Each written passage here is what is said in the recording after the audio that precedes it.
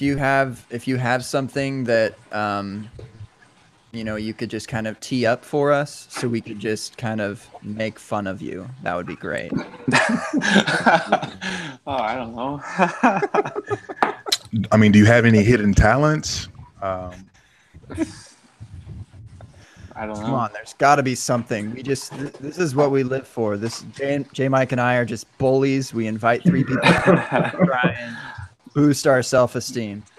I guess maybe my nickname growing up was Shug T. And and my radio, I was on a radio. I was a radio DJ, and it was T-Bone. So I have a tattoo of that, Shug T and T-Bone. Oh my god, bro! Yeah. Yeah, Instant classic. Because if I thought you were gonna fall for this, I would have warned you. They were literally just fishing, dude. I'll go with this one some too. gold. I'll go with this one too. I grew up in Pennsylvania. I grew up in Pennsylvania, and there was a little town called Big Pond, and I lived on Big Pond Road. And there's only 2 stop signs in the whole city, and there's the cows outnumber the people.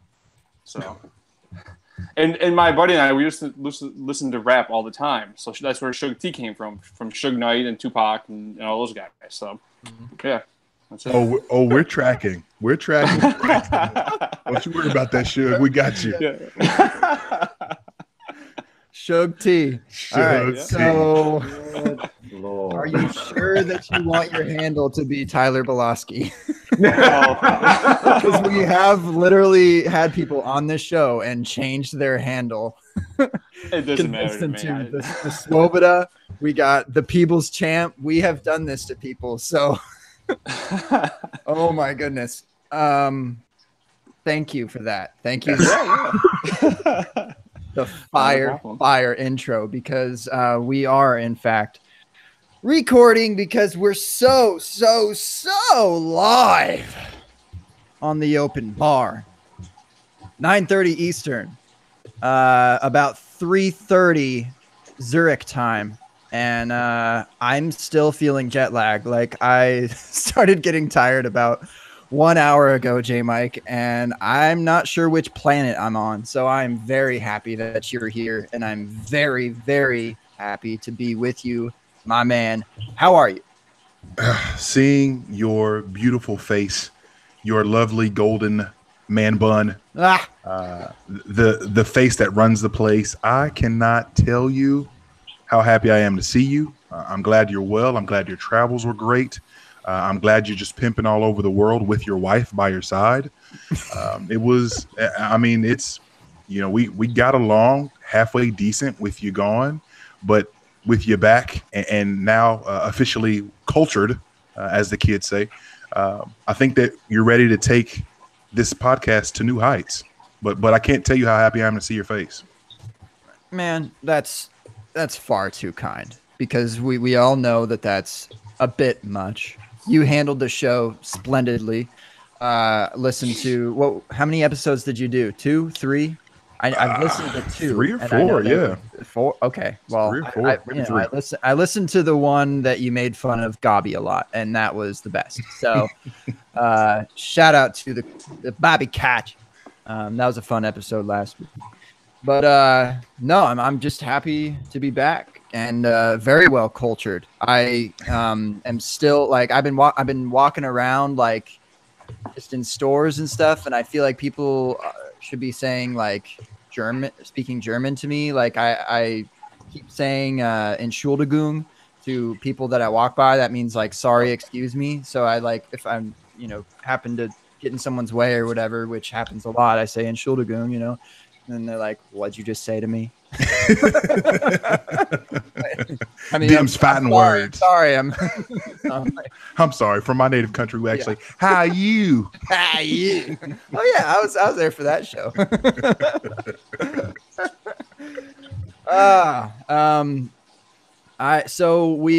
You kind of already heard one of our guests tonight, and with possibly one of the greatest intros to the open bar. Thank you for that, Tyler Boloski, the official SFB8 power ranker of planet Earth, I think. So how you doing tonight, my man?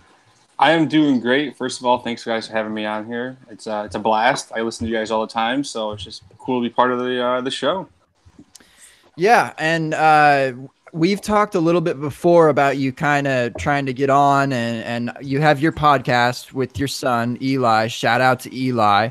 Yeah, he's sleeping right now. He'd be on, but yeah, I know. Well, 10 o'clock here, and you know we run this pod with that small little E right next to the pod's name. So I don't know if we can keep things, G rated or PG rated even. I mean, there were a lot. I heard Bobby swearing a lot last week. Like, it sounded weird. Like, is Bobby okay? Is Bobby in the chat? Can we check in on him? Well, he's got a headache tonight. He did shout out in the chat. He is just, I think, what people consider your typical angry New Yorker. I mean, something's up. I thought you were gonna say husband, not New Yorker. I mean.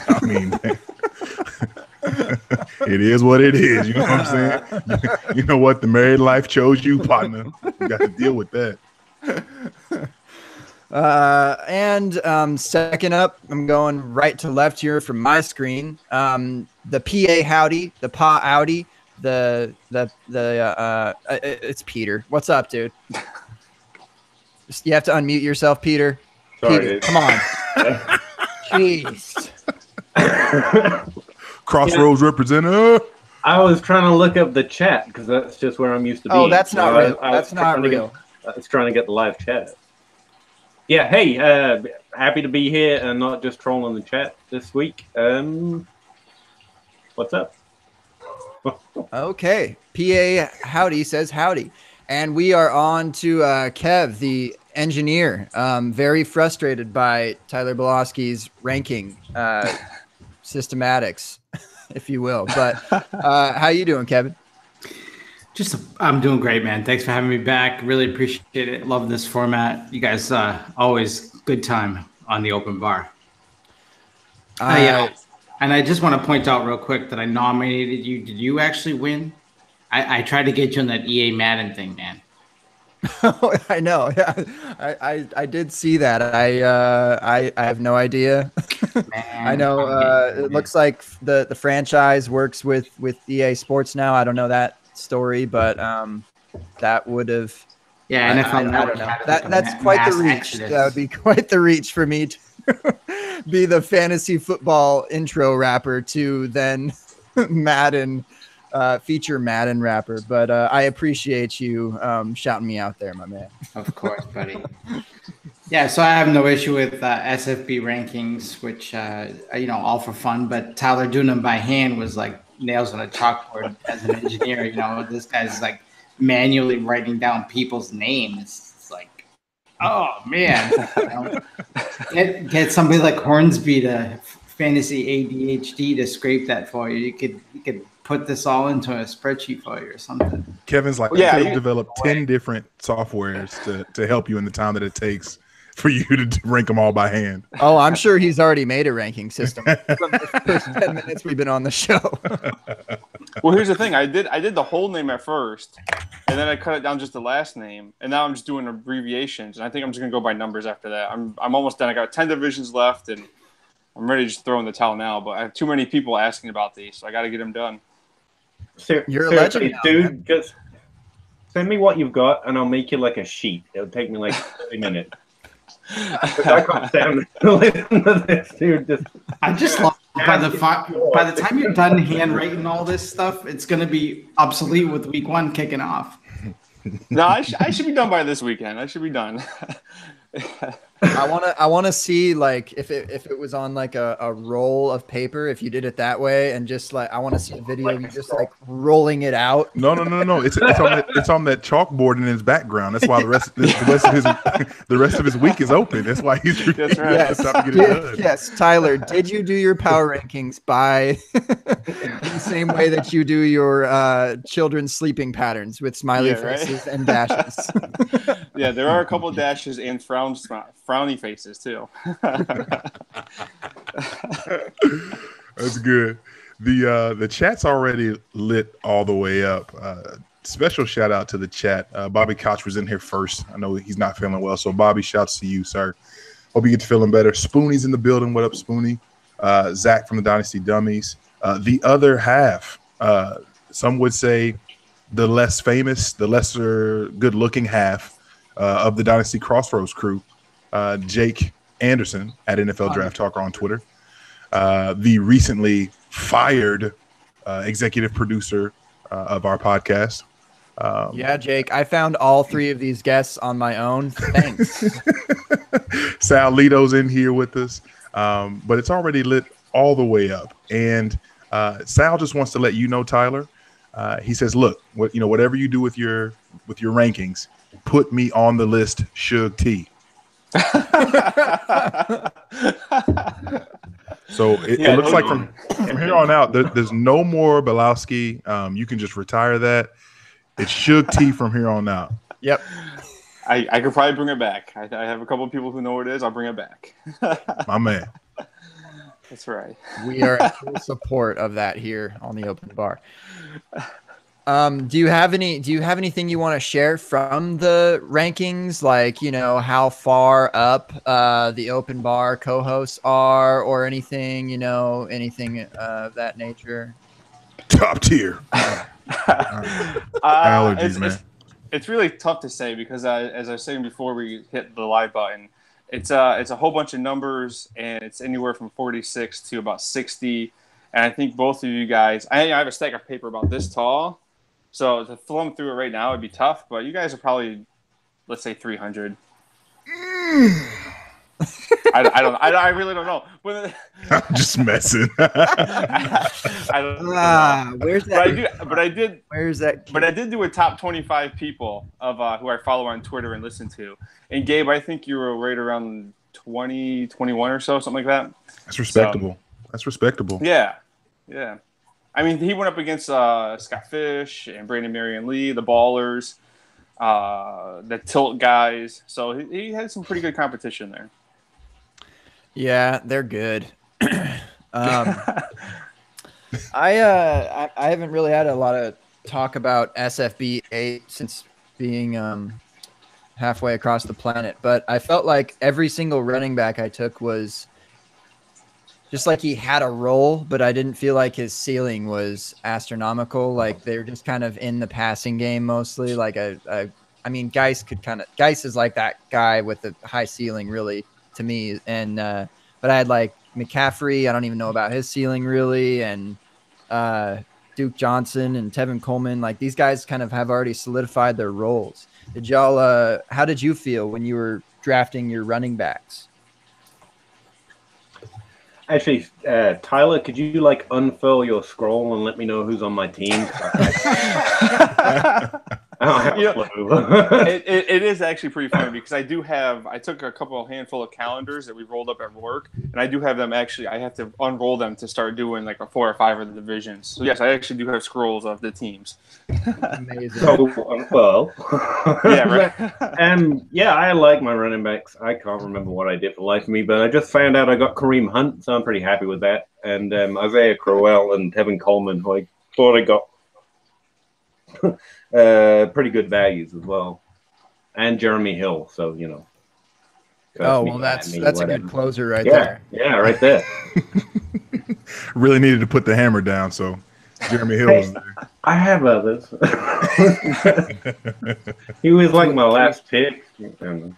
I think we should start a pool. Who's going to cut Jeremy Hill first, you or the Patriots? Yeah, everyone needs someone to cut the first week. So there you go.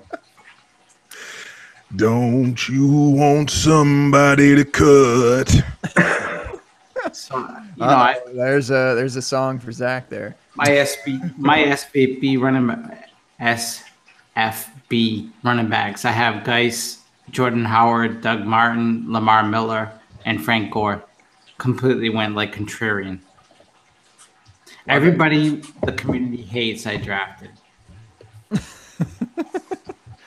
Well, that's a first I've heard. I mean, it seemed like everyone loved everyone else's SFB 18, but yeah.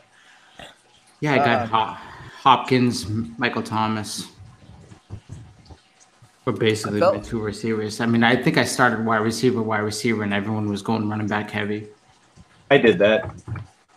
That's why my running backs suck so bad. I've got mostly wide receivers first early rounds. I hope you're right, because that means I'll be right by association, I guess. I just copy what the FF engineer does. That's really my trick. Yeah, It's that's Sorry, I true. wasn't Only, paying only if it attention. works I just out. kept someone. I've got to pay attention. We've talked about drafting running backs before a little bit. I know just how many are in the top 24 for redraft and really in dynasty, but for redraft, I mean, there's just so many in that top 24, the first 2 rounds of redraft leagues. And it's just, it makes you, I don't know, it makes me feel uncomfortable without like landing at least one of those guys and leaving the first 2 rounds without having one. And I mean, to have your first guy as like, Derrick Henry or Alex Collins or something like that, if you end up going like a wide receiver, tight end or quarterback or something, it's heavy. And I feel like it's going to burn a few people. There's no way those guys are going to hold up. So both in the SFB and then in my pros versus Joe's draft, the reason I went that way is because I had to be aggressive to differentiate myself. So for me, it was like the whole zero RB mentality kicked in for me, because the only way I could be different and really contrarian rather than following the pack, because I think if you go one running back, one receiver, or even two running back, there's going to be 6 to 8 teams that are so similar. And then if whoever gets the injury is the one that's going to fall out of that herd, if you will. But, there's no in-season management, nothing like that. I think that's part of it too, that you can't recover from it. You just got to kind of go contrarian and hope, your running backs that you get later hit. I drafted people like Lamar Miller, who's now like looking great in camp. Foreman was uncertain at the time. Now it looks like Foreman's not going to come back for the regular season, or at least the start. Start on the pup. Yeah. So if he's out 6 games, that's Miller's going to be in a high volume offense, getting the receiving role, and he could easily be a top 12 back. And that's the zero RB mold. I mean, you don't necessarily need Lamar Miller all 16 games, but for 6 games, that's fascinating. And it might be the next guy, or if Foreman takes over, whatever, it might be Lamar Miller's job the whole year. But I mean, that's kind of the whole strategy behind zero RB is you're not necessarily going to be using Lamar Miller all year, but he's going to hopefully at least hit for those first 6. So yeah. I think everything about 2018 is pushing you that way anyway. I can't believe it's so like not popular right now, the fact zero RB is unpopular right now means that there's more benefit to going zero RB. that was the whole point of it. If you can get great wide receivers late, that's part of the value of it. You've got people are being contrarian, not the contrarian. 2017 saw like how many of the best quarterbacks have a sudden slump season like Drew Brees or get injured like Aaron Rodgers and Andrew Luck. You had an unprecedented dip in wide receiver production, which should at least regress up a little bit. And even if it's up a little bit with better quarterback play, more wide receiver opportunity, everything kind of pushing you that way. And at the same time, everyone's running the exact opposite way. It's like we've got more running backs, therefore they're more valuable. That's like the opposite of what is true. If there are more of them, they're less valuable. And it's a little more complicated than that. But still, everything seems to be pushing like wide receiver heavy for next year. And so I kind of fell into it pretty easy, and Scott Fishbowl seemed natural. Yeah, I love going wide receiver. I'll even go triple wide receiver and follow up with a quarterback early, and then I'll pair him up with Alex Collins and Jay Ajayi, and I'll be happy with that. Give me the max amount of points, and then I guess it would kind of be streaming a running back, I guess, here and there, and then give me a top tier tight end too. I have no problem with that. I like going triple receivers and getting max amount of points, especially in PPR leagues. Wasn't 2007? Sorry, dude. Okay. Yeah, I mean, both and guys in 4th and 5th rounds. I mean, those guys allegedly have the most volume on their team as far as the running backs, but you're getting them much, much later. And that's kind of what you want out of these late round guys for zero RB is just volume. And you can find that with them. So, but you just don't know who it's going to be, because once Kenneth Dixon, the God, comes back, Tyler, sorry. And then I don't know, some Philadelphia running back that out of nowhere is going to pop up and take Ajayi shares, I suppose. But yeah, that's fine, because then I'll just come back with a Frank Gore and I guess a Kerryon Johnson or something like that. I mean, I'm okay with that. I mean, everyone's going to have their splits and everything, and it's a running back by committee league. So other than like the Todd Gurley's and Zeke Elliott's, there's really no one that's not doing running back by committees. So I was guys I've taken shots on are like Nick Chubb. I think has fallen a little bit, like especially in redraft leagues. You can get him later in these best ball type leagues. Pros versus Joes, I drafted him late. I think he fell to like the 11th round, and that's seasonal obviously, but if he fell quite a bit. Rex Burkhead's another one. You can get guys like you mentioned Kerryon Johnson, guys like Chris Thompson.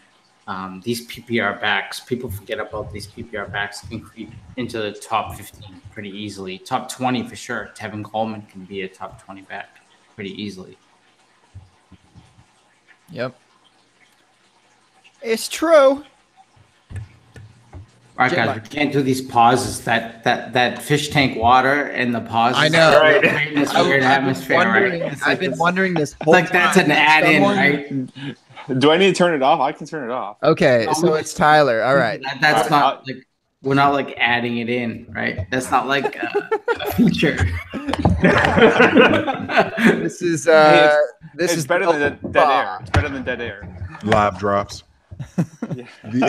Welcome into the open spa. Sit back, relax, light a candle, light some incense. The one thing I do want to hit on that happened today, I guess to some degree, is breaking news. I got a text. You get breaking news texts? Let me run that back. So I received a message in one of my league chats on Boxer. Shout out to Kamikaze. I think it was actually John Bosher, who said he sent a message. I think it was literally 3 words and 3 different messages. He says, "Diggs, hell yeah." And I was like, what does this even mean? So Diggs gets a 5-year deal today from the Minnesota Vikings. Avoids free agency, avoids the franchise tag. I am incredibly curious because I think Diggs is held in pretty high esteem for the most part in the community. What do you guys feel like? Does this similar to Cooks? Do you guys feel like this is like a boost in value for Diggs, or how are we feeling at this point? So I'll jump in real quick. I think what it does, I talk about this on my podcast quite a bit, is that it should gain confidence, right? So if you like Diggs, you should feel more confident in your opinion of Diggs, not necessarily bump him in. So like even if you think he's maybe a top 10, 12 type wide receiver in Dynasty, you shouldn't move him to the top 5 just because he got a contract. What you should do is feel more confident about you having that position, that he's a top 10 wide receiver, that he is that much better than Thielen. You should just feel more confident about that, your feeling about that player. But in general, he needs to really like take that market share, which I'm not convinced he's going to do. For him to be a true, I don't even want to say elite, but to be a true top 5, top 8 type Dynasty wide receiver, he needs to get the targets, and I don't see him getting 125 targets. He gets targets when he's healthy, though. I mean, he hasn't played a full season. His efficiency, even reduced and projected out over a 15-game season, puts him in the top 12 last 2 years or so. So that's why I like him. Efficiency. Will he get top 5, he is an elite level talent. I don't know if that's going to work out to be true, but that's the type of efficiency he's been putting up. And the targets, I think, have been more a matter of health, which, I normally I have no idea. I'm not a doctor, but I think he can play a full season, or at least closer than what he has been doing. I really like Thielen, though, so I'm good either way. Yeah. Yeah, I just got done writing an article for acrossthefantasypond.com and comparing Diggs and Thielen, and I'm taking Thielen. I think he's the bigger PPR machine. He stays healthy. I think him and Kirk Cousins will have a better repertoire with each other. I see Thielen kind of being the over-the-middle type of guy, where Diggs is going to be the flying down the sideline, catching the 80-yard bombs, but how many times are you going to do that a game where Thielen's going to get the 10 to 12 catches a game? So I'll take Thielen. I just like the whole offense. I think Cook's going to get touches. I think he's going to get receptions. I think Rudolph's going to get targets. I think Thielen's going to get targets. You know, I don't laugh, but Treadwell could get some targets as a fourth, fifth receiving option. I think it's just diluted. You know, he's not going to be like a Keenan Allen situation where, you know, Cousins just going to want to focus on Diggs and just ignore everyone else and just feed him with multiple double-digit target games. You know what I mean? I just don't see that ceiling there. And I'm okay liking him. I like Diggs as a player. He was a 5-star recruit out of high school, going into college.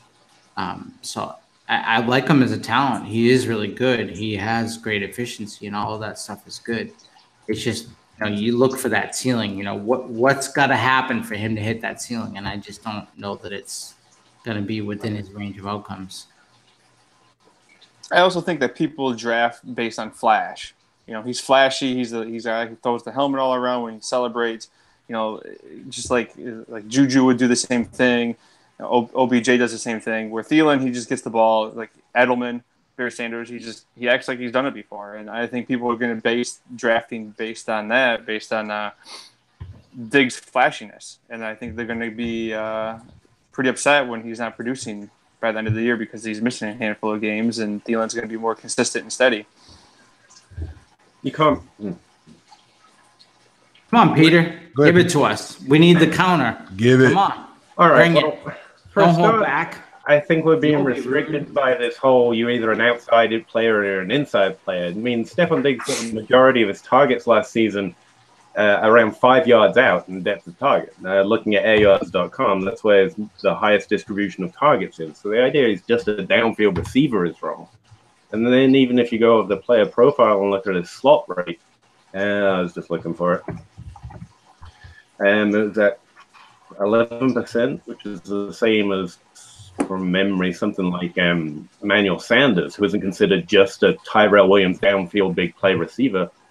And what he needs is targets. And, you know, Kevin's right about that. You can't really project that he's going to suck up this volume of targets because targets can be tricky that way. And Adam Thielen's proven to be efficient as well.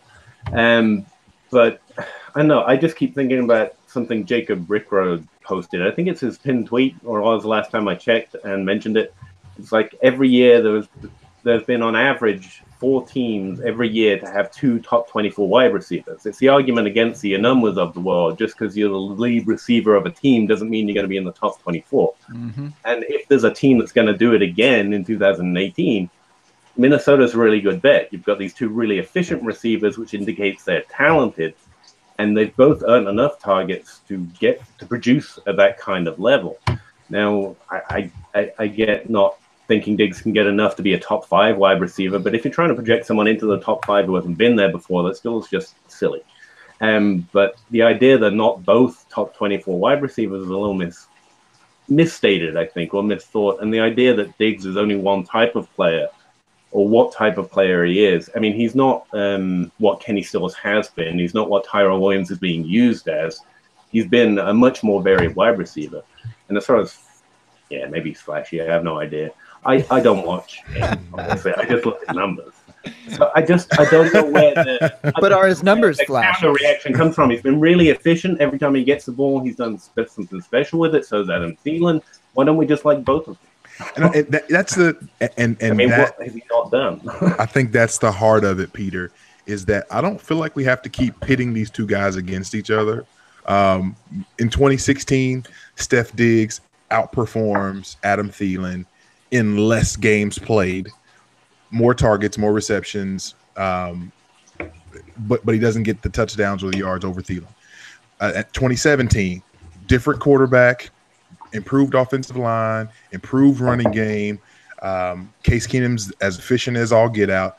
Adam Thielen out targets Steph Diggs, who was hurt by a lot. 2018, Shermer's gone. We've got the same O-line coming back. We've got Dalvin Cook coming back. Kirk Cousins enters. I feel like it doesn't have to be a case where it's an either or. I think they both can eat from this offense. I think they both can eat and eat well. If you have to choose one or the other, then I get the fact of saying, hey, I'm planting my flag here versus both of them. But I think they're both going to eat very well. So in far as dynasty goes, I don't think it's fair to compare them both head to head. I mean, if you say Thielen at cost and Diggs at cost, that's two different things. Right. I wouldn't pit them. Do I want this guy over this guy? If I had to choose, I want Diggs even at his cost, that he'll hit value. I mean, Thielen is definitely the number 2 in my mind, especially, I mean, they're about a round apart. Looking at July DLF ADP, I think it's something like Diggs is 21 and Thielen's in the 30s. So I don't even think they're really that close in terms of dynasty value. I would take Diggs. For me, it's just an evaluation of, I think I see way too much on Twitter that he's the next Antonio Brown. I mean, this is like that's overshooting, but I don't even think he can be the next Keenan Allen. I think Diggs is what he's going to be, even though, I mean, he's 24 years old, so he's still got years that he could hit a peak at age 26, say, but he's getting paid like he's an elite, and I'm not sure that he has that ceiling in that offense. And Thielen is just good enough that he's going to keep that ceiling down. I think Thielen's really good. You think Thielen what? I think Thielen's really good. Yeah. I wanted to say that because I wasn't saying I think I was on the dig. And no. It was kind of an either or conversation, but I think it's important to say that Thielen's good, which hurts Diggs. Right. Well, I don't necessarily think so. Sorry, Peter, go ahead. No, dude, I keep interrupting people. I'm sorry. I'm not watching the screen, so for a second I was looking at something, so I keep interrupting myself. I'm terribly sorry, Peter. I was going to reference you though, what you said, and also what Jacob said, Rick Rhodes said about because I love his charts about what he does for the usually a top 24 of sorts, and usually with receivers, but that there are so many teams or quarterbacks that can support 2 top 24 wide receivers. Cousins has never done that. He seems to spread the ball around pretty well. And I mean, his highest receiver is probably a Pierre Garçon year or a Crowder year that has been like maybe a top 20 guy. I don't know, but and that's just one. So, and where these guys are going as far as ADP and Thielen and Diggs, let's see, Thielen's a 12th guy or 12th wide receiver coming off the board. Diggs is 15. So not only is ADP saying that it's 2 top 24 guys, it's 2 top 15 guys. And I don't know. I just think that sounds insane to me to have 2 top 15. I like the offense a whole lot more than Washington's. I like Diggs and Thielen much more than like a Crowder Garçon or Garçon and Deshaun Jackson combination. I think they're better receivers, or at least at this age. But man, that's hefty expectations. So Tyler, real quick, I want to hear you kind of jump in here a little bit more, because you had mentioned Thielen. You would choose Thielen in Dynasty? No, just redraft. I don't really do a whole lot of Dynasty, so it'd just be like redraft. So Thielen for next year, you think would be Cousins, Boopy? Yeah, it would be Cousins Suge T. Yes. Yeah, I would just go Thielen. I guess it would be Dynasty too. Like I said, I don't do a whole lot of Dynasty stuff on our podcast. We just do mostly redraft. So. No, it's interesting because I in terms of Dynasty, the only difference there would be that Diggs is 3 years younger. But in terms of production, even if you have the immediate production that you think Thielen's going to have, say, the touchdowns. It kind of also plays into, I think, that Diggs is going to struggle with targets. I just looked up real quick, comparing him to someone like Keenan Allen. Keenan Allen had 11 games with 9 targets or more out of the 16 that he played. Diggs played 14 games, only had 2 games with 9 or more targets. I mean, that's a big discrepancy. Only two different games less. I mean, you could say Diggs played hurt, but that again hurts you in fantasy. These guys that play hurt are like drive me nuts. You know, it's like I'd rather you just be out. Don't play with a broken ankle. You know, sit out and let me start somebody else.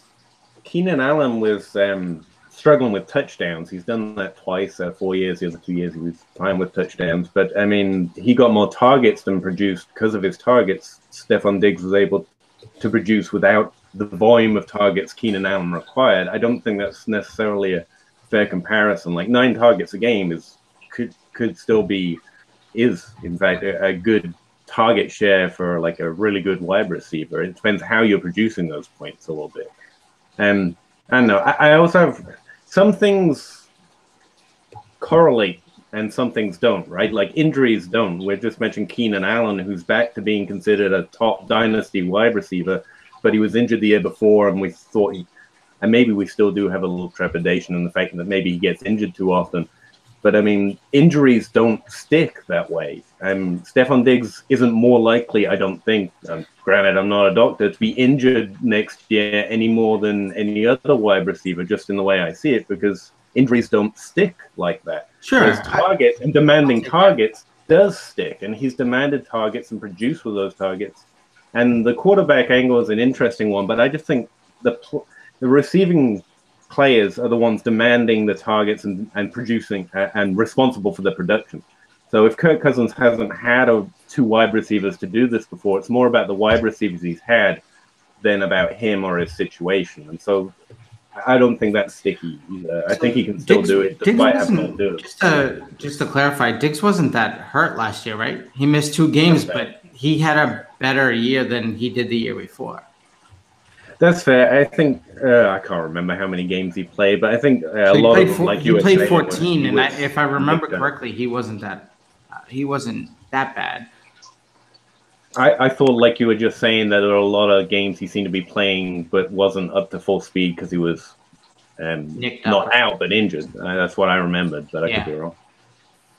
Yeah, it's a good debate. I think this is kind of important because in Dynasty, the way you win leagues and the way you win championships is you getting in early on these type players, right?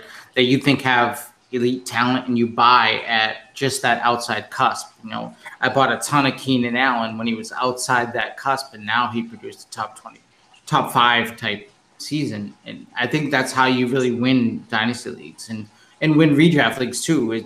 You can. I think there's some sayings out there that a lot of people say about, you can really lose your league with a bad first round pick, but you're not going to win your league with a first round pick. Your first round pick has to hit, but the way you really kind of differentiate yourself is by hitting these 2nd, 3rd, 4th round picks. Even in redraft, is you want that 3rd or 4th pick to really hit and be a top 12 guy where you're like a dynamic duo, right? And Diggs is one of these guys that everyone's talking about because his talent, for sure, he could be one of these guys that jump up, right? But that's what makes him a juicy conversation, right? Yeah, you're not making it easy for me here, Kevin. I like 2 players, and it's almost impossible to hope they're both top 5 wide receivers, and I'm trying my hardest to convince myself that's possible, and you're just pouring water on my fire. I'm trying to start a fire with wet sticks, and you got a fire extinguisher. Like, no, that doesn't make sense. And you're right. It's just hurtful. It's hard, And Diggs, I will reemphasize, Diggs is one of those guys that I do think that you can buy at his cost and he'll produce at his cost, right? So, and that's fair. Everyone's always looking for value, but you can win a lot of leagues just playing at cost, right? Playing out par and let half your league mates deal with injuries and risk and miss on their high targets, and you just shoot par, you can actually win a pretty good amount of leagues. Par's not sexy. I don't want to hear that, Kevin. No, it's not sexy. You're exactly right. That's good. You want for the sexy? birds. Go draft Jimmy G and leave me alone. Oh no, He's sexy, right, Gabe? Come on. not as a draft pick. As a man, Do you guys know in New England we used to call him the human cigar, human victory cigar?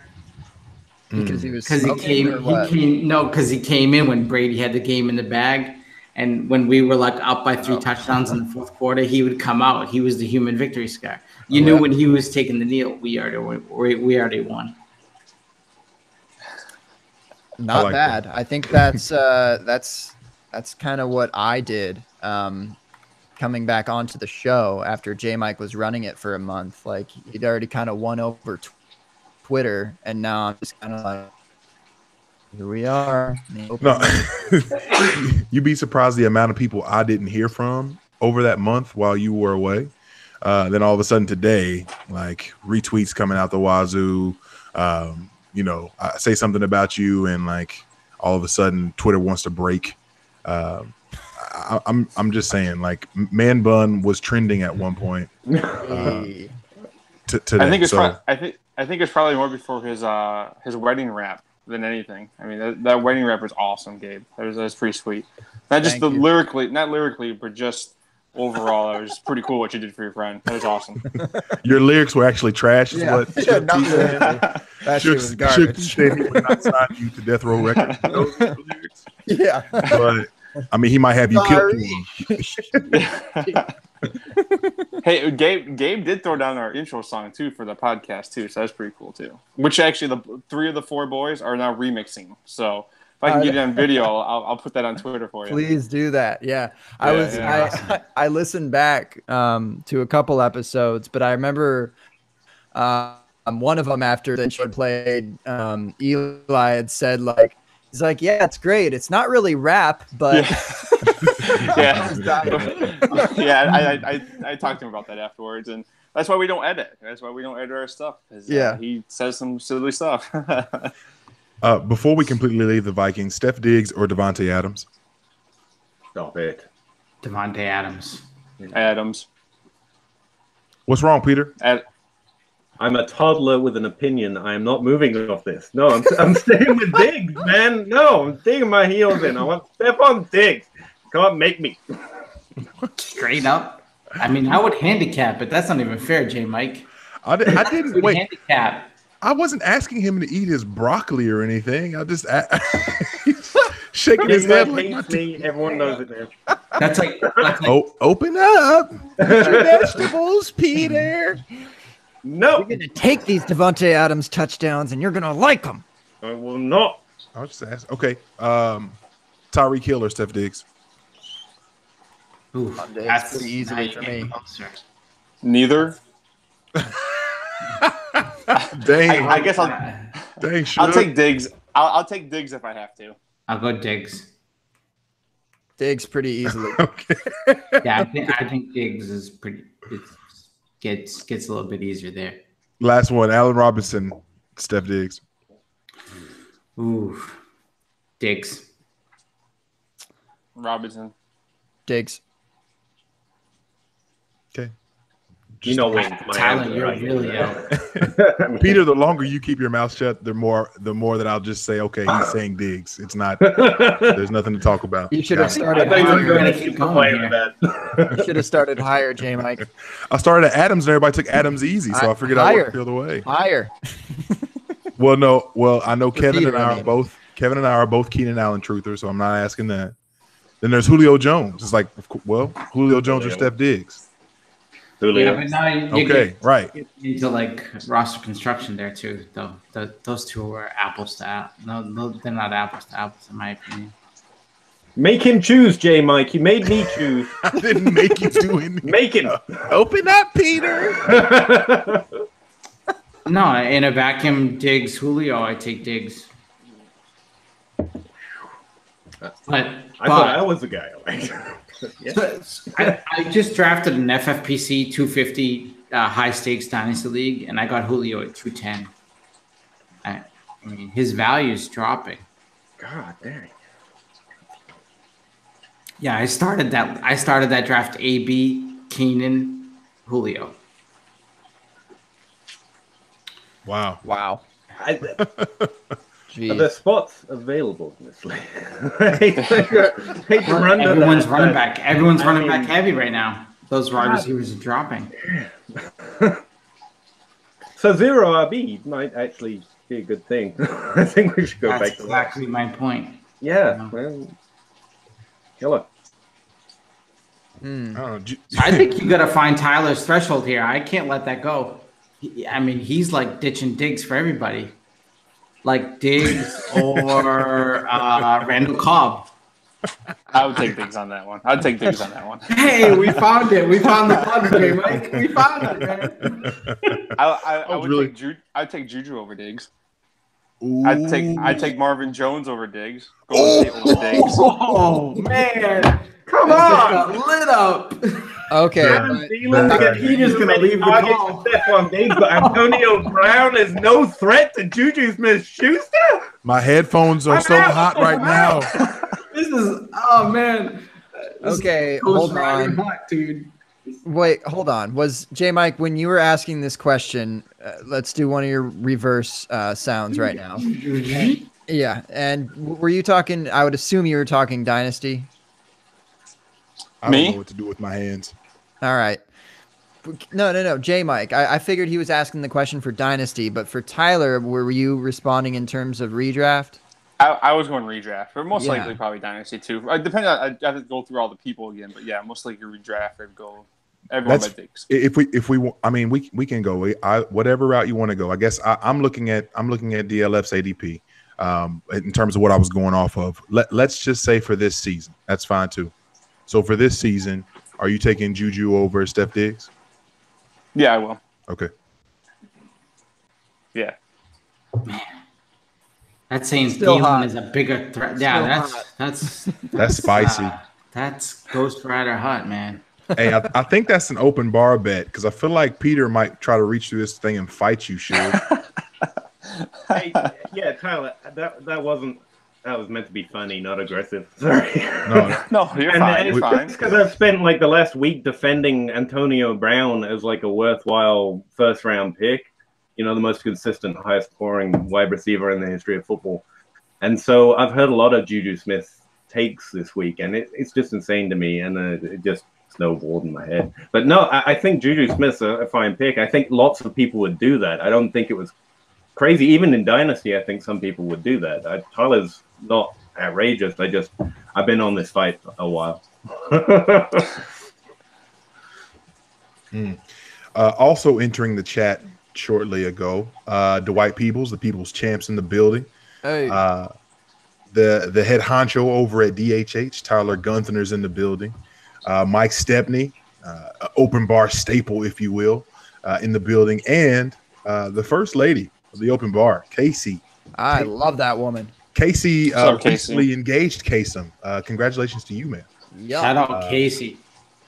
Yeah. Yeah, so, I met her at the NFFC a couple weeks ago down in Fort Worth. Oh, that's awesome. So cool. We drafted together Saturday night, and awesome girl. At first, she's like, "Who the heck are you?" And then she came back, "Oh yeah, I know who you guys are." So, yeah, she's awesome. Casey's awesome. So I'll put a pause. I'm trying to be a humble guy, you know. So before I started writing and got quote unquote Twitter famous, right? Me and Casey been following each other way before that, you know, way before I was like with DLF or anything. 50 followers type thing. I think me and her started following each other. I think both of y'all are like underground rappers where like it was really cool to follow you guys before you blew up, and then you blew up, and it was like, man, I was with them back before they blew up and had thousands of followers. Like, man, y'all don't know. That's what it feels like. Yeah. When I say blow up, I mean like I went from like a D nobody to a C minus nobody. You know, so that's blowing up, right? You blew up. You went from like Stephon Diggs to like Adam Thielen or something.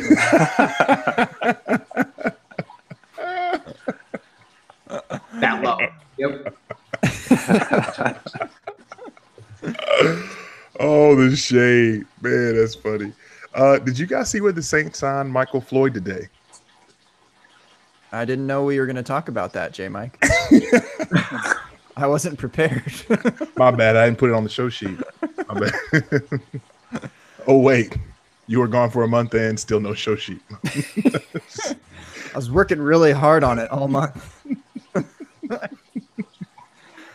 No love for Michael Floyd. Nobody's got any shares of Michael Floyd from Once Upon a Time. It's Traquan Swift. Oh, all right, everyone else can just talk. That's fine. I know maybe Smith's world, and we are just living in it. Or Cameron Meredith, no. One or the other. They're my two most owned players, so either way, I'm good.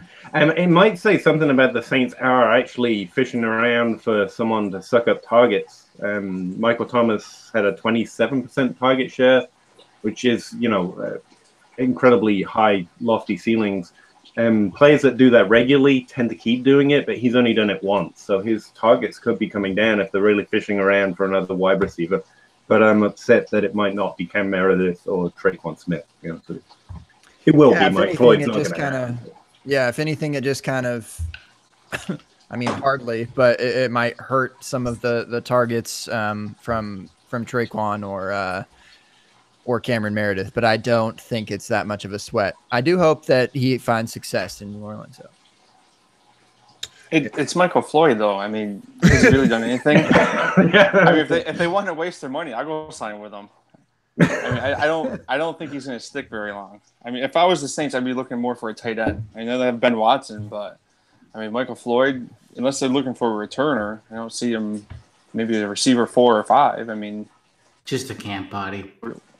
Yeah. In case someone goes down, and yes, give me the money. I'll go down to New Orleans. Yeah, Stepney just I was going to that. say. Sorry. Go ahead, Peter. I was just going to say, Tyler, if you do that, I will pump you so hard. I'll be like, here's his stats. He has a history. He has a knowledge of this game. He can do this. I will do that. Tyler, the undrafted free agent everyone's looking for. I'll write that and they'll draft me over Steph Diggs, too. I would draft you over Stephon Diggs. Only you, but yeah. That's right. Yes. And my jersey would say Shug on it, too. Extra points, man. That's right.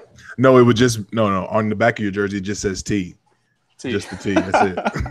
Nothing else. Stephanie says that the Saints cut Tommy Lee Lewis and they put Trayvon Durrell on IR, which is why Mike Floyd and Brandon Tate were signed. So I did not know that. Good stuff. Also, I see Tommy Lee Lewis in preseason. He's so fun. Also being reported today, which is kind of I don't know. Maybe this is scary. Maybe this is news. Maybe it's not. Seahawks receiver Doug Baldwin, one of my personal favorites in life, is expected to miss a couple of weeks per Pete Carroll with a little bit of a problem in his sore knee. Does this scare you guys at all? Scare? No. Make nervous? Maybe a little bit. I think it's typically Baldwin's not like your top wide receiver, so it's not like that. You really need him to be Pete right off the bat. But if he's your wide receiver 2 or wide receiver 3, then it's easier to absorb it. But veteran guy probably doesn't need much camp time. Doesn't rely on that rapport with Wilson. It's already there. So even if he rests for a few weeks and took the camp completely off, I think he'd be fine. So I wouldn't be too worried. I think that's the thing that you touched on, Kevin, is if this is a thing, golly, does that scare you for Russ Wilson? And I love Russ Wilson. But golly, at that point, that man's throwing to Brandon Marshall and Tyler Lockett and J.D. McKissick. Yes, I left off Rashad Penny on purpose. Looks super fit in camp, J. Mike. Why do you do these things to me, J. Mike? You hate me, and everyone knows it. Everyone knows it now. There's no hiding it. Dez Bryant to Seattle. Let's go. Ooh. It's me, Antonio Brown. You can't stand either of us. I know you. I think they already have a stiff old wide receiver that isn't going to really do much. I don't think Dez copies what Brandon Marshall is, right? I don't think Dez is going to add anything that Brandon Marshall wouldn't, right? I mean, if anything, Tyler Lockett gets a bump, right? A lot of people in the chat are hollering Darbo season. Yeah, Wasn't no. he? There was just an article out that said he was like on the bubble, right? Jeez. Kevin said, "Yeah, no." People are. This is like these are takes from like March when we're all like burning, ready for the draft to occur, and we all have the dynasty takes. Like, you know what I mean? This by August, we need to get out of those dynasty takes. Like, you know what? Kind of like start to shift to the season mode. Kind of. Kevin, that's a great call. So let's stay in Seattle and start with the number one running back on the depth chart there. One Mr. Chris Carson. Peter, quick thoughts, real quick, just in terms of the running backs in Seattle. Are we caring? Are we buying into?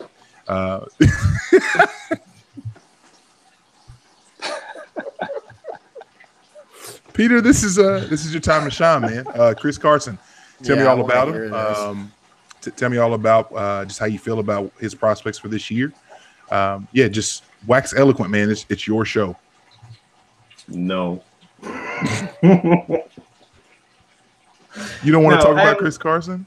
Yeah, look, he did a fairly good job on the very small amount of carries in 2017. He was their best running back that year.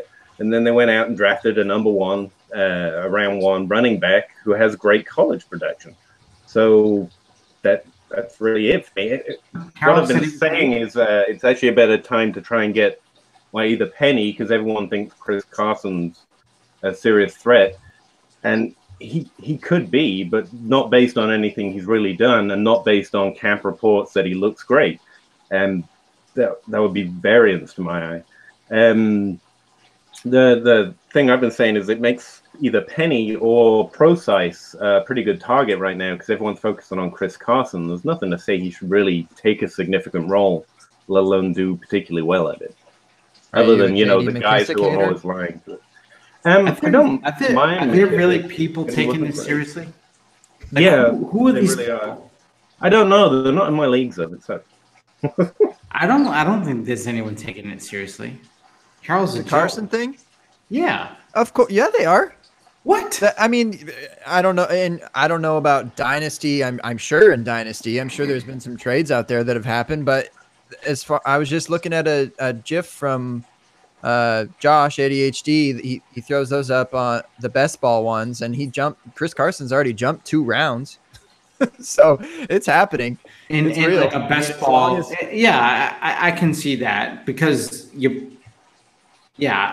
I guess, but you could probably, Mike, you could probably look up some trades recently that have happened with Chris Carson on DLF, that trade search tool they have. On it.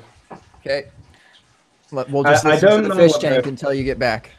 I mean, I was going to say, I don't know about league-wide, but I can tell you that everyone in my leagues that has Chris Carson is taking it very seriously by the aggressive trade offers I'm getting sent. Like, you have Penny. You should give me a first-round pick for Chris Carson, obviously.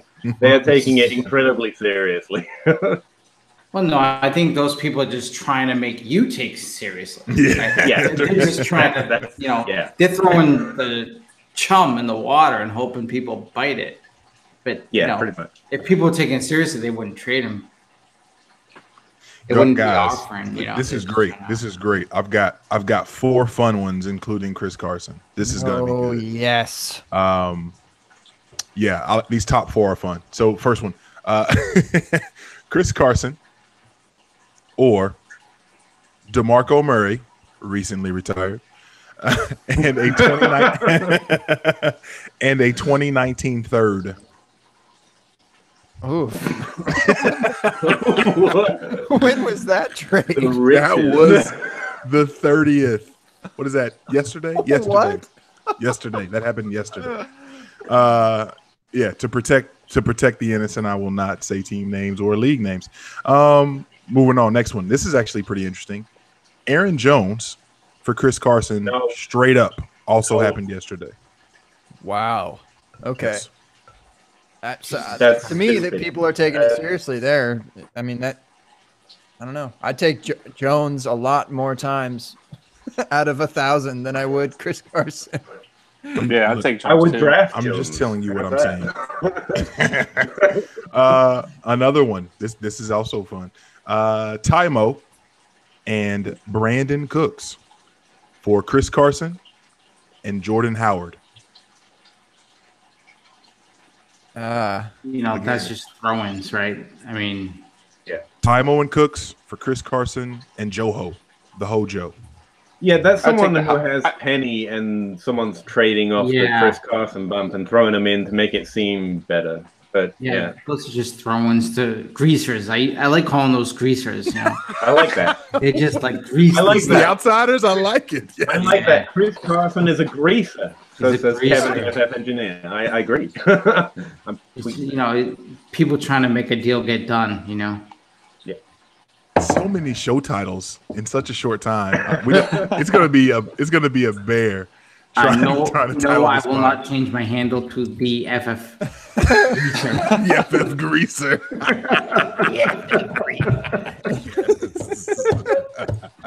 The fire nicknames continue. Last one. Chris Carson and Rashad Penny. Also, Kevin, I'm not sure if you know, but Peter Howard is a huge Rashad Penny fan. That's why I was getting on him about Chris Carson a minute ago. Chris Carson, Rashad Penny, and Larry Fitzgerald for James White, Travis Benjamin, who I did not know was even still alive, and Tyreek Hill. I'll take the Penny side. Yeah, Give me the Penny side. It's Penny for Tyreek Hill, right? Penny and basically. Fitzgerald for Yeah. Tyreek Hill.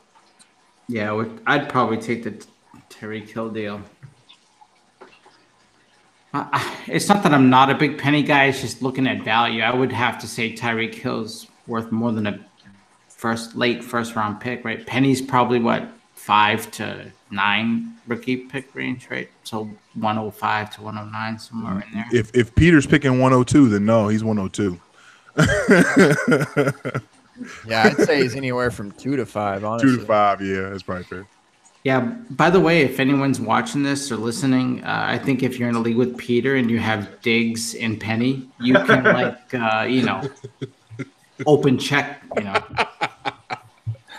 Every pick from now till This is Kingdom Come. like when Kramer in Seinfeld, he's making a deal with the coffee people, and they're like, "I'll offer you, lifetime supply of coffee," and Kramer jumps up and takes the deal.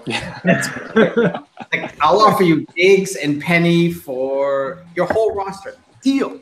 I'll give you Devontae Adams for that deal, straight up. There you go. Or Tyreek Hill for that matter. Yeah, I'll do that. Oh, shoot. Just silence after I talk. You gotta quit doing that, guys. It's making me nervous. Real quick, Casey wanted to know, Peter. She just wanted to confirm that you are married, and if you're not, you should be with your accent, which I was pretty sure you were. I just wanted it to come from you. Yeah, I am, and that's literally all I bring to the table for my marriage. So that's what my wife gets out of the deal. She gets to hear me speak. I bring no other value.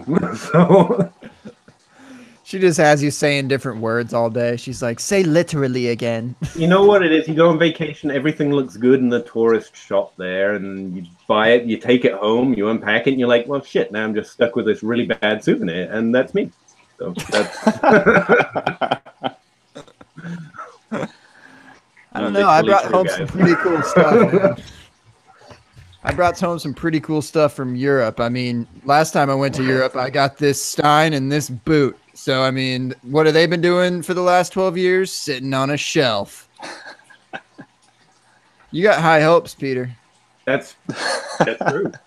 I'm aspiring to that Stein. That's the level I'm trying to hit. I can't put myself down any further, guys. This is as far as I can take. I'm aiming to be a Stein. So, I mean, wrap it up.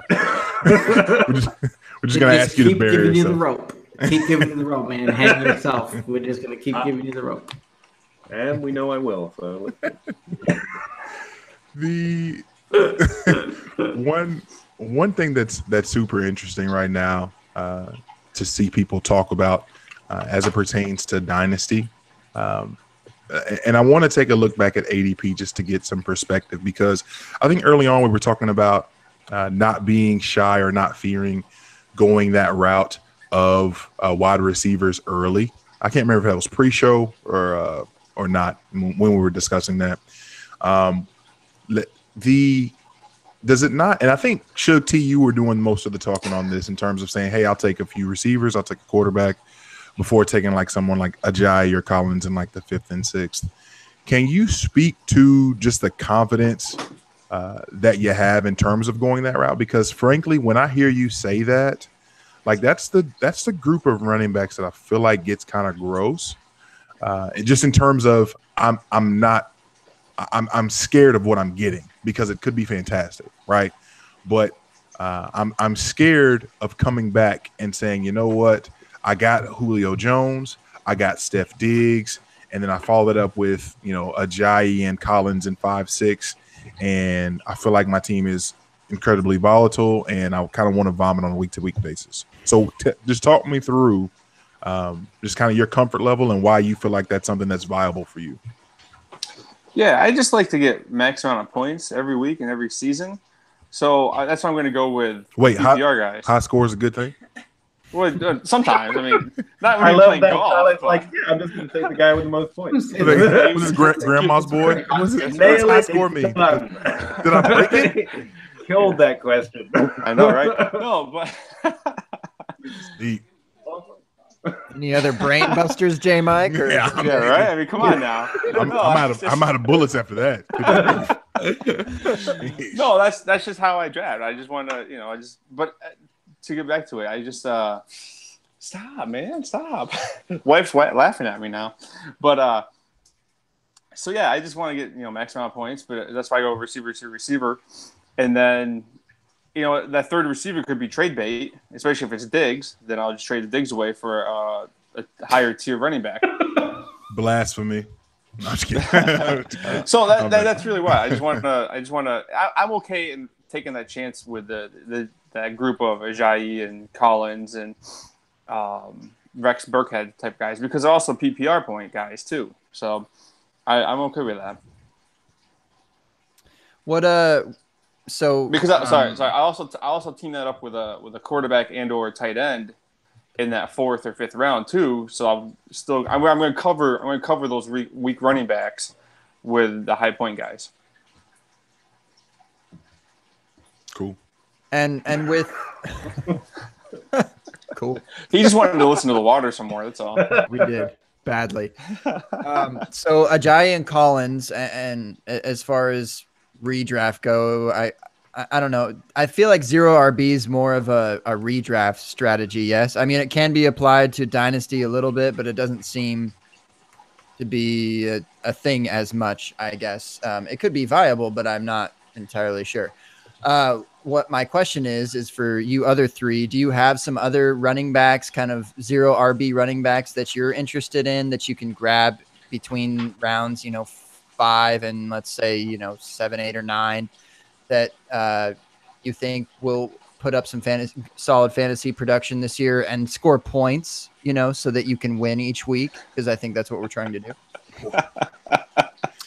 So I think the running backs that hit that category, you have to hit the Lamar Millers, the Jordan Howards of the world, where people are discounting them for reasons that they don't like them. And Jordan Howard's a little too high, though. Go lower. I mean, I think 4th, 5th round, right? 4th round. I'm seeing him as the 14th running back off the board in round 2. Okay. So going a little bit deeper, you're going to have to hit like Chris Thompson and stuff like that, right? Mm-hmm.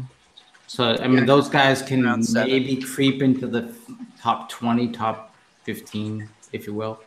Now you're digging deep just because there's so many running backs that are going high up. So the later and later you wait, the more you have to, piece it together with older guys like Marshawn Lynch and hope that he gives you some weeks that, you're basically looking for like 5 running backs that can give you, a couple to 3 or 4 type top 12 weeks, but they won't sustain it. I got a couple. Oh, sorry. Didn't mean to cut it. I'm terrible. Yes, you did. I'm sorry. I'll go. Next time he comes on, you gotta maybe like drink a little bit before you come on the open bar. This is more informal. Yeah. I think overlap conversation. That's the way we roll. We didn't want the politeness from wherever you are, Peter. Okay, we just wanted the accent. Yeah. I figured. Go ahead, Peter. Yeah, I would. Aaron Jones is probably going a little later into that deeper range that you were looking for, and the 2-game suspension doesn't worry me any more than the timeshare did before the suspension. But Tymo is also an interesting PPR black that you can get a lot later than Chris Thompson. CJ Process as well fits that much later PPR target like Chris Thompson that's going a lot earlier. But the name that keeps sticking out to me, the one that you can get volume for like a lot further down after Lamar Miller, but it's a Lamar Miller type target, someone that should get volume and be okay with it. That's Isaiah Crowell. I think he's as likely to get volume like Lamar Miller, and you can get him like 4 or 5 rounds later. And so he's someone I've been picking up. I think I got him in Scott Fishbowl and stuff. And then Matt Breida, again, another one of those PPR targets. But he might run the ball a little more than some of them as well. J-Mike, what about you? Got to answer Jake real quick in the chat. He's saying that, Miller or Howard won't reach it. Howard won't reach the 5th round. So July DLF mock, he went DLF mock number 2, he went 54 overall, which is the 5th round. So he will creep because people are fading. It depends on the draft that you're in. And some people will fade him and that you can get him. And those are the times that you got to just look, are 11 other people you draft him with, are they, going heavy running back? And when you get into those other rounds, you got to look, is there another guy going heavy wide receiver, or there's 11 guys going all running back? And by the time they get to the 4th, 5th round, they're going to be looking for their receivers. So that's when you can actually try to strike when the iron's hot. That's a best case scenario. If you're going wide receiver to start, you got to look. Hopefully, you're the only one doing that start. Yeah, that's the interesting thing in terms of when you look at so right now I've got Fantasy Football Calculator pulled up. When you're looking at these guys, Gabe, in that frame that you were looking at, so round 5 through round 9 in terms of running backs. Round 5, we're looking at like Lamar Miller, Sony Michel, Mark Ingram, and then if we're looking at round 9, it kind of goes all the way down through Tymo, Nick Chubb, Chris Carson. Ooh, what was that last name? Chris Carson. Ooh, starting running back, Seattle Seahawks. So if we are, I'm just saying. I mean, how many yards does Rashad Penny have in the NFL so far, and how many does Chris Carson have? I rest my case. So Ty Montgomery, running back, Green Bay back. Tymo. I love Tymo in the offense. Whether he's running back, whether he's catching balls out of the slot, whatever it looks like, I think he's just an awesome piece in the 9th round, RB42. Like, that's theft. Another guy, and I think you're good if you do go this route, Tyler, to speak to what you were talking about, and you as well, Kevin, what you guys were talking about.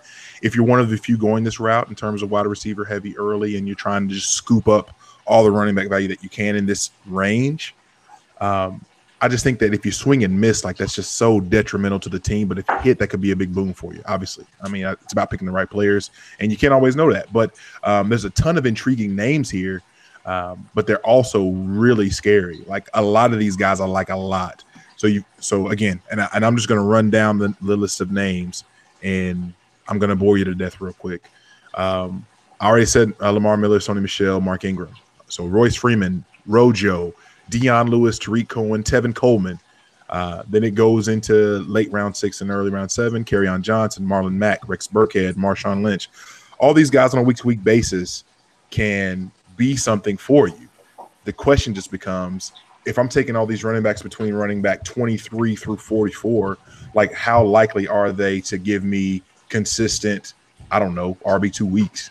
And that just becomes, I think, the scary proposition, which I feel like a lot of people are gravitating to this idea of taking all these running backs early. I don't want to have to worry about it. Plus, I like the wide receiver depth later. I think that's what people are gravitating to. But Tyler, you were going to say something?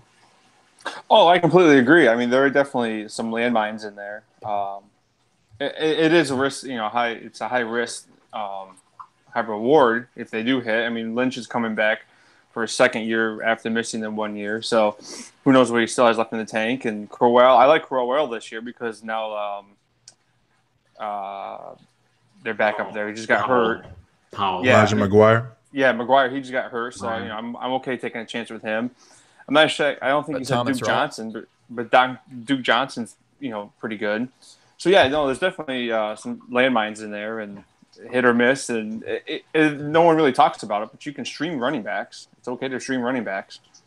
It's just not tight ends and quarterbacks you can stream. So if you get 5 or 6 of them, just go ahead and stream them. C.J. Anderson in the 8th. Hello. Yeah, I like C.J. this year. No.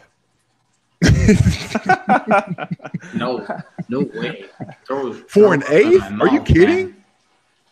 Yeah. So to me, when I'm going that late, I don't want guys that just run the ball. I actually want PPR upside. So I'll take the guys like even Dion Lewis types that I think will get the receiving work. Ty Montgomery, Chris Thompson. I want those guys that I think I can get the receiving work, and then the upside is if the touchdown hits, because the touchdowns are really what is the variance. So if you're going to buy into variance with these late round running backs, buying the variance is buying the touchdown upside, but relying on the floor, which would be the touches. So, I mean, that's why PPR receiving backs, Gio Bernard comes to mind. If Mixon falters just a little bit, and Gio gets the passing down work, and he just hits 6 touchdowns or 8 touchdowns, all of a sudden he's a top 15 running back. So I mean that's really where or why I would focus on those receiving backs a little bit more. Real quick, another name to drop here would be everyone hates, but Carlos Hyde. He is actually the starting running back in Cleveland, and who knows what that offense will be like, but Hyde is actually the starter. And a 7th, 8th round pick in redraft. Like I feel like that's a great one. That's kind of the last pick there that I see as I scroll through these guys that is an actual starter that is getting volume, that should be getting at least 15 touches a game, and you're getting him in the 7th round. And kind of to what we alluded to earlier as far as Lamar Miller goes, maybe Hyde only plays in 6 games, but at least that they're a solid 6 games that's giving you RB2 numbers. So yeah, I'd be all over that Hyde pick. 36th running back off the board and redraft there. It's nuts. Peter, when you brought up Isaiah Crowell, just talking about picking him, does he kind of fall in that category with what you were saying about Enunwa earlier? It's like, okay, just because I've got a starting running back or just because I've got a starting receiver doesn't necessarily make him top 24 per se? Yeah, definitely.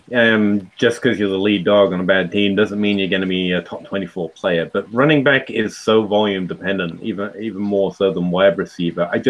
I see Lamar Miller when I look at Isaiah Crowell, and he's going higher. So that just makes Crowell an easy value.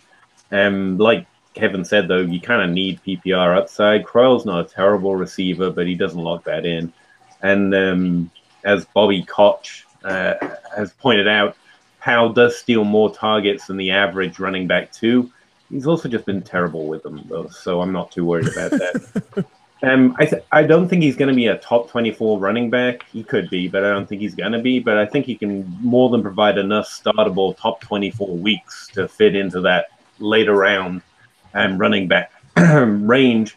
And like I say, you can get him after all of these guys. In fact, you can get Crow. I mean, all these guys sound too expensive. You said Dion Lewis and Nick Chubb, and all these guys, I assume, go a lot higher than Crowell. And yet he has the same opportunity to provide similar starting weeks, not to all of them, but to some of them at least. And so, yeah, I like him for that reason, not because he's going to finish top 24 necessarily. And now you see what Jake puts up with. I could have said that in like 10 words. Instead, I used 200. So just showing off that accent a little bit more. Yeah. I know it's my only feature, so I just keep embrace it. Yeah. And yeah, again, there are a lot of thanks, guys. There are a lot of unique situations as far as running back. I mean, seeing those Green Bay running backs like all in round like 8 or 9 it's wild, man. It's kind of fascinating. Like where you got to plant your flag, or the New England running backs are like round 5, 7, and I think I saw James White down there too, I guess. But 13. And your boy Jeremy Hill or Mike Gillislee and whatever. So yeah. But the Cleveland running backs, I know those are all close, and they're the Indianapolis running backs. I think a lot of people are not sure about Mac Hines and my boy Wilkins, the real starting running back for the Indianapolis Colts. Did you guys like create a list players that I can make Pete tilt with if it's ever getting too boring, and like you've all got it and you just occasionally throw one in? That is the show sheet, Peter. Do you not understand what the show is? I was wondering why I was the only one that didn't get a show sheet. Yeah, exactly. Yeah. And can you guess who didn't get the show sheet last week? I know. Of course you know. Don't you write it?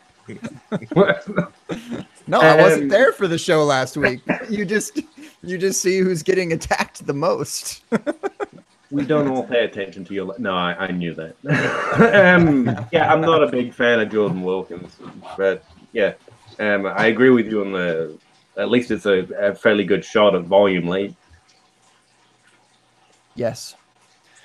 I mean, he's the cheapest option is the only reason I'm kind of. And that's more so a dynasty thing, I guess. Cheapest option, and I don't think that running back for the Colts is on that roster currently, like long-term running back anyways. Hey, quick question. No. It may be easy. Okay, all right. Out of those 3 or 4 I'm still going to go with it. I don't care. Out of those 3 or 4 teams, with the committee, say New England, Cleveland, and Seattle, if you had to pick one team's running backs, like as a group, which one would you guys pick? New England. Yeah.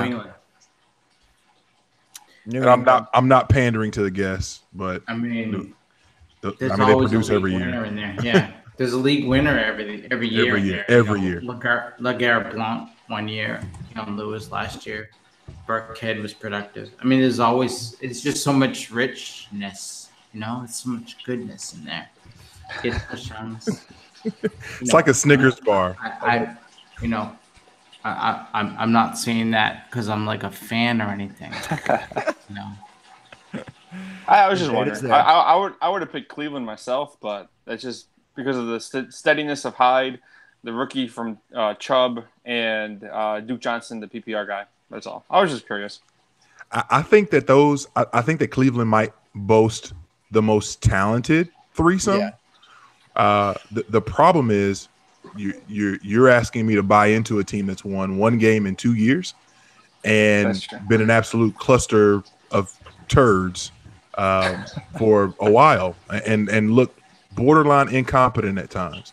Now, I do think the offense will be much better, if not this year, then next year. But I think they're probably the most talented. But like we just said, New England every year, man, it's stupid at this point. Stupid, Kevin. Not to mention none of those running backs on Jeremy Hill, I guess. Okay.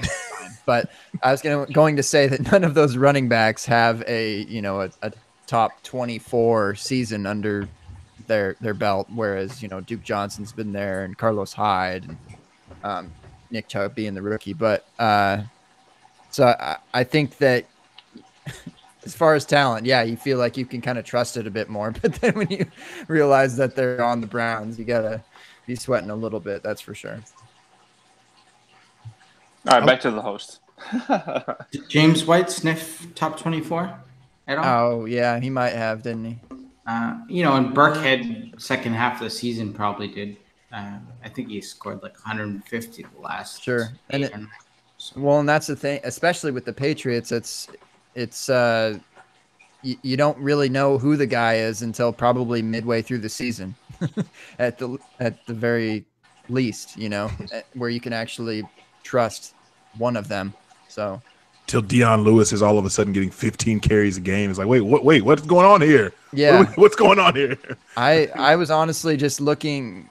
I was entering in all the running backs from 2017, and I kind of did not realize that Deion Lewis finished 13th overall as far as running backs go. That I was pretty taken back by that. There's just so much production there. Even split production, there's just so much volume. This pure volume of production is just insane. That's fair. So are we an anti-Sony Michel podcast then? Because no one was like, well, no, Sony Michel's going to take all that. There's no one on here who thinks he's actually going to. Don't you put that evil on me, Ricky Bobby. Yeah. Don't you do it. Yeah, definitely. I mean, you think the Patriots guy is anti-Michel? No way. I think he's baby LaShawn McCoy. I think can be really good. It's just overall, when you try to buy those pieces, I think it's one of them is going to be really good. You just don't know which one, right? Is Michel going to get part-time duty? Is he going to get eased in? It's kind of hard to know whether he's just going to take control of that backfield or if he's going to not get the PPR. Because James White and Burkhead can easily steal all the targets. I just happen to know someone who really likes Sony Michel, and I think it could do him good to hear more about how terrible Sony Michel is going to do next year. I think that would help him out a lot. He struggles with basic thoughts. That was meant to be an insult, and I just completely zoned out on what insults are actually meant to sound like. But still, anyone else want to pile on Sony Michel here? I think this could be good. Hasn't he fumbled 2 or 3 times already? Damn it, Tyler. I'm just saying. we tell it how it is, I mean, it's fumbled 2 or 3 times already.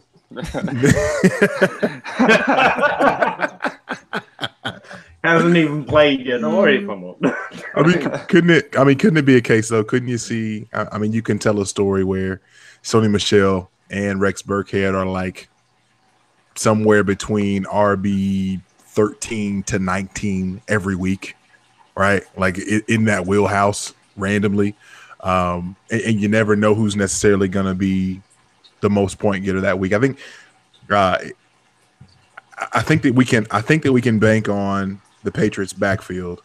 The question just becomes, obviously, do we buy Bill Belichick because of the fact that they took Sony in the first round and him looking as though he's the obvious head of the backfield, just like Mike Gillislee was going into the season last year. And it started real nice and it looked fantastic. And then it didn't, right? Well, even before that, training camp, Gillislee's hurt. Gillislee's not getting reps, blah, blah, blah. We open up the season. Gillislee scores 1 billion touchdowns. Was it week 1 or week 2? And all of a sudden, like, the hype train gets absurd. And then all of a sudden, Gillislee is an afterthought. Not to say that Sony Michel will, but I think it's that volatility that almost feels like it can be scary on a moment-to-moment basis with New England. Like, we've seen that.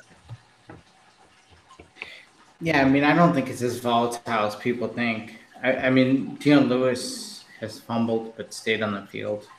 I can remember like Lawrence Maroney going a little bit ways back, but Lawrence Maroney used to drive Belichick nuts, and he still got the carries.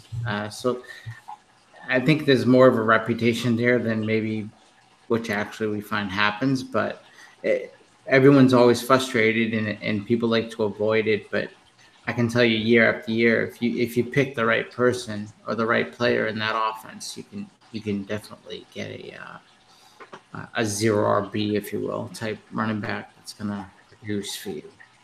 And Jake It's just hard said picking one. Jake just said in his best ball he took Michelle in the 4th and Rex in the 6th. Is that something that you're thinking that is viable for best ball strategy? No, I mean, I would have to check what their traditional ADPs are, but it feels like investing too heavily in the almost overlapping players, right? Like if Michelle does well, Burkhead probably won't, right? So now you've done an either or pick in your first 6 picks, which is tough, right? I don't know that they really. I don't think there's a scenario where both of those guys are going to hit top 24 or hit top value. You know what I mean? Mm-hmm. You've kind of handcuffed it with the 6th-round pick. I feel like right? In best ball, it seems like it almost be better. Going back to what Tyler was talking about, like which team would you kind of rather have? I'd almost rather scoop up a like Aaron Jones and Ty Montgomery almost in like the 8th and 9th round of best balls, like, or even Carlos Hyde and Duke Johnson at 8th, 9th round. Like I feel like you could almost nearly get an RB2, RB1 almost every week with that kind of combination without spending too much. Yeah, So I completely agree. I completely agree. I think because everyone's so doubting Belichick and who's going to get the ball every week. Well, I would say Hyde's going to get the touches more than the other 2 guys, and it was just I don't know. I just think that Cleveland. I know it's Cleveland. It's always Cleveland. And they're ugly, but I think they're going to be more steady, more Hyde, and then in New England, it's throw a dart. Who's going to get it this week? So I think I would stay with Cleveland, and then what Gabe said about the Packers. No, I'd fade to New England in that. I mean, I'd be more confident that someone in New England's going to produce points. It's just a more high-powered offense than Cleveland. I mean, who will be better? I mean, as long as they've got the same head coach, I just can't come fully in on the idea Cleveland's going to be putting up similar points, even if you have both backfield.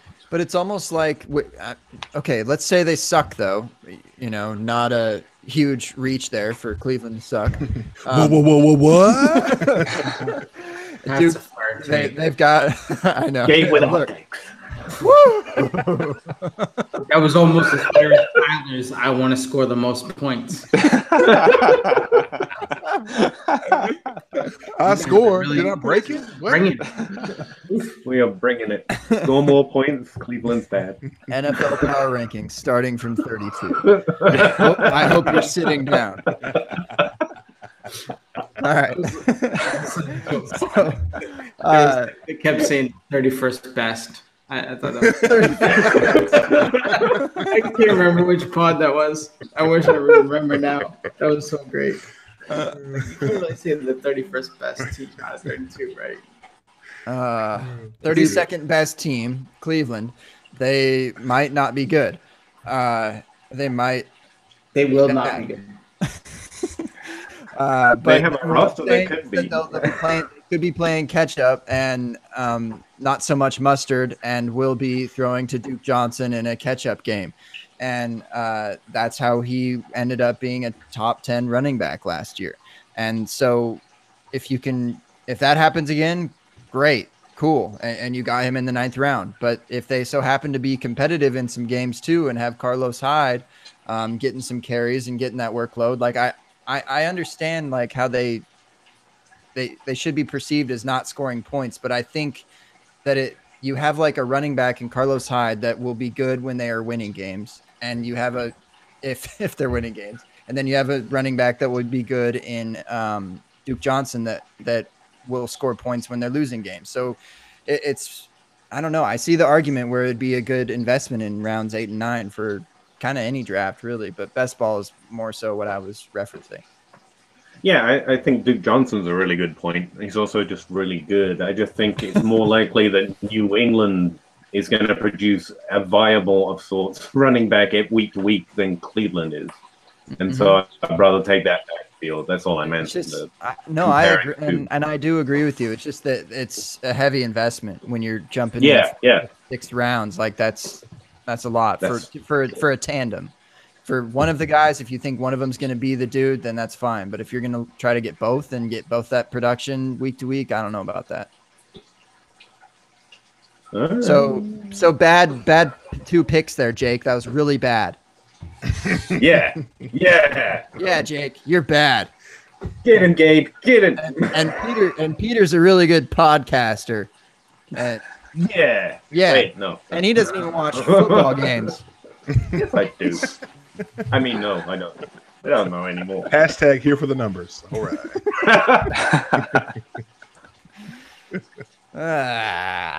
I'm just here to start the campaign for Tyler for New Orleans Saints. That's really. Let's go. Let's get that done. Right. That's right. I'm on board. It's that time someone from this community was brave enough to put up or shut up and show them what we can do in the NFL. That's what I think. That time what we can do. That time they see what a fantasy player can do on that field. That's right. No pressure, Shug, but you got the hopes and dreams of the entire fantasy community right on this. Don't you mess this up for us. Don't you die on that field. So how old are you, Tyler? Can I ask how old you are? Or just Shug Space T, Shug.T. What are you going to put on your jersey? I'm very good. Absolutely. It's a space tee. It's a space tee. Okay, space tee. No, I think Peter asked me. I'm 36. Oh, he's outside of fine. Wide receiver producing 36. Jerry Rice. Yeah. Jerry Rice. Hey, we got the Jerry Rice of 2018 sitting on our podcast, and it's sorry. Right. Sorry to assume that you'd play wide receiver, Tyler. I'm not exactly. Oh, that's true. Shug, but no. What would you prefer to play? So you try out for the Saints tomorrow, and what are you lining up as? What do you play? When I played high school ball, I was a tight end, but I go receiver. Why not? So they need a tight end though. You might be younger than Benjamin Watson. I'm probably a little healthier too. And then you've got healthier knees. Yeah, right. So what's your play style? Like, are you like a red zone threat? Are you like a vertical threat, primarily blocking? Like, what's your play style? What can we bank on you to do when it comes to actually producing on the field? I score the most points every week. I mean, that's what I want. I'm terrible at podcasting. I'm done. Come up with a new question. Wow, these are like softballs. This is easy. Eli has harder questions than this.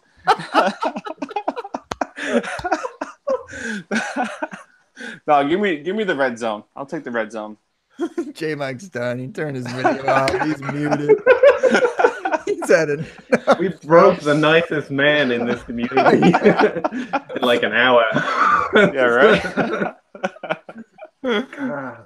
Finally found the script tonight. I'm not coming back. I'm not walking back anymore. He's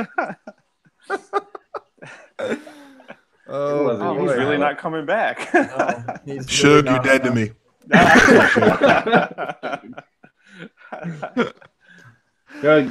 When you punch as hard as you do, you gotta dial it back sometimes. When you got that hard right hook, you gotta sometimes, give him a jab. Yeah. Yeah, he's swinging big, knocking the man down. Timber. J-Mac, we honestly have nothing to talk about if you're not leading us. Take us home, we're just going to stare at each other. Just take us home, Gabe. Just take us home. Okay. Is it about that time? Yeah, it's looking at my rollie, it's about that time. Yeah, it's 5:30 a.m. for me right now. So, well, it was so much fun being back. I don't have much to say until later. I gotta write something down. So we'll have someone else say some things. Tyler, why don't we start with you? Shug. Yeah, Space yeah. Yeah, you can find me at Tyler Belawski on Twitter. It's TYLERBELAWSKE. You can find me and my son at the Tyler and Eli Fantasy Football Tips podcast, exclusively on YouTube. And yeah, guys, this is awesome. Thank you so much. It was fun. Again, I'll take anyone over Steph Diggs. And you can find me in the red zone and Saints. That's all I got. The real question is, Well where can done we on the find one of cover. those T-shirts? DM me up and I will get you one. My man. Yeah, Father and son, boy has never been dead. that's right. That's right. You're gonna have to listen to the Tyler and Eli Fantasy Football podcast to hear the rest of that intro. You're very lucky to have heard that much. Peter, Hello. I literally need you to fucking say an outro right fucking now. All right. Thanks for having me on, guys. Sorry if I ruined everything because I normally do. And speaking over everyone, this is my apology tour. So I'm happy to start it off with yeah. You can follow me on PA Howdy on Twitter. I'm co-host of the Dynasty Crossroads podcast. I write for DLF, and I actually really do love J-Man, and Tyler's pretty cool too. And Kevin, sorry, yeah, Kevin's awesome. Nothing but love for you, Peter. What the fuck, Peter? Why'd you leave me out? Oh yeah, well, because everyone already knows we all love you. No one needs to say it. It's a given. Yeah. Hey, Peter, what was your Just handle assumed. again? At PA Howdy. Oof. Actually, Oh, I just did your team like 2 days ago. Not Oh, looking yeah? good in the power rankings, dude. Really not. It's not looking good. Not looking good. I remember that handle. Yep, that's not good. God, I love that because you said it and my heart rose. Like, he's going to say something good. And then, no, you just throw me right No, back in. no, it's Another not. suck. Another swing. suck, by the way. Boom. Dude. It's going to be at least 700 plus. Just before he's we just log laying- out, you suck. He's just laying flowers over the grave at this point. That's right. That's right. Getting bodied, my goodness. All right. I'm just gonna go on a limb and say that I think it's because Peter drafted Diggs, right? That's right. Oh, you got a filter, right? It's a good spitball there, Kevin. You're immediately 700 plus. Oh, you drafted Amazing. Thielen. You're in the top 200. That's right. And Juju. It won't be too bad to go through all those scrolls and add that column, will it? The ceiling column. Yeah, right. You'll be fine. You'll be fine. That won't take that too long. All right, and Kevin, our last Thanks, guest. guys. Always fun. Anytime you need me to come on this, I'm willing to come back. This is always a good time. My podcast, I'm traditionally doing a straight-laced interview, and we don't really laugh that much. So I try to do a little bit more. Just interview and bring out the expertise of the guest. So Fantasy Football Engineering Podcast, check me out. I'm pretty much what's the opposite of exclusive on YouTube? I'm everywhere but YouTube. So you can get me Google Play, Stitcher, iTunes, all those fancy places. You sound like a buffet, all inclusive. Yeah, exactly. They're $26.99. But at the _FF_engineer. Yeah, laugh up the 2 underscores all you want, but that's where I am. And if you can't type 2 extra underscores, then it's okay. That's why I handwrite them. I can't type them. I handwrite it. Yeah. That makes sense. He's got like 8 underscores on his tag. So Yeah, that pinky shift all the way over to the but anyway, it's been great. Hit me up on Twitter. Anyone got any questions? And great conversation, guys. Yes. Hey, three great podcasts and truly diverse as well that we've had on tonight. So that was awesome. J Mike, do you have anything to say? No, I've been bodied enough at this point. Yeah. Shook T might send somebody to see me. Yeah. Shoo-wee. On Twitter at at We'll Figure It Out. That's at We'll Figure It Out. I'm not giving out my handle anymore at this point. No. At body. Yeah. At Get Bodied. On Twitter at JMikeCheck, at JMICCheck. The show's handle is at The Open Bar FP. Again, a huge shout out to the face that runs the place, the co-host, the host, the man who drives this thing. Homie Gabe is back. So happy days are here. Happy days are here. Thank you to our guests for joining us. Fun group. Kevin, I've already shared my affection for you and your particular involvement in my start in Dynasty and everything else. So thank you again. Stop the set, Peter, always good to be with you again, my dude. You always set me straight. And Suge T, I would say it's a pleasure. No, I guess I have to say it's a pleasure because otherwise I don't want them kind of problems. Everybody in the chat, thank you guys for joining us so much. It was lit, man. It was crazy fun. You guys are great. And anybody who's checking us out in podcast form, thank you. Again, on Apple Podcasts, Stitcher, I just said iTunes. Oh my gosh. Apple Podcasts, Stitcher, Podbean, Google Play. The list goes on and on. And yeah, that is that. So to take us home, my dude, Gabe, Bun G. Yeah, free Bun G. Thank you for starting that trend and taking me home. I did actually get a random search on my way back home from Europe. They tagged me and they took me into the black box, and I waved to my wife as she got onto the plane, and I wasn't sure if I was leaving the country. It was wow, that's crazy. Yeah, it's interesting there for a second. But so the free Bun G thing was more real than you knew, my man. So when Twitter keeps it too real. Yes. But I really am just so happy to be back. I appreciate being able to do this every week for the podcast of your favorite podcast, especially with you, J Mike, my man, and whoever decides to come on the show. It's great to have you three on here. It was a very diverse, good community of fun, man. Oh, I'm gonna have to listen back to this one.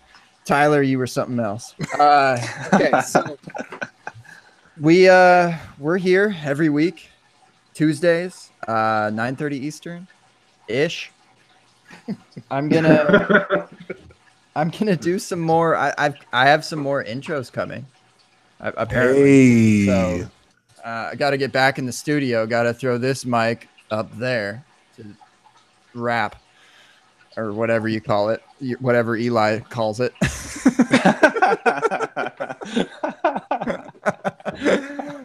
Love it. Love that kid.